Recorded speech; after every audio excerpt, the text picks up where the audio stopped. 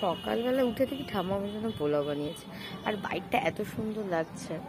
আজকে হাওয়াও একটু দিচ্ছে, খুব তো গরম এখন।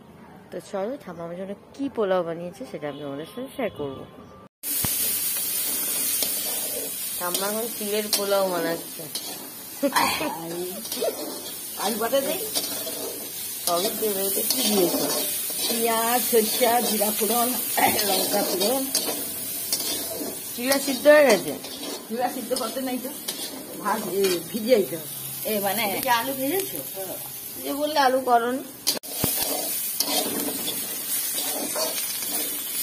পোলাও রেডি।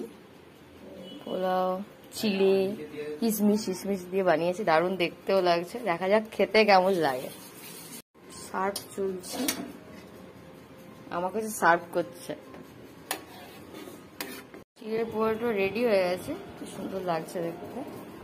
এটার সাথে পেঁয়াজ আর লেবুটা দেবো, তারপরে আমি খাওয়া শুরু করবো, তারপরে বলবো কেমন লাগছে।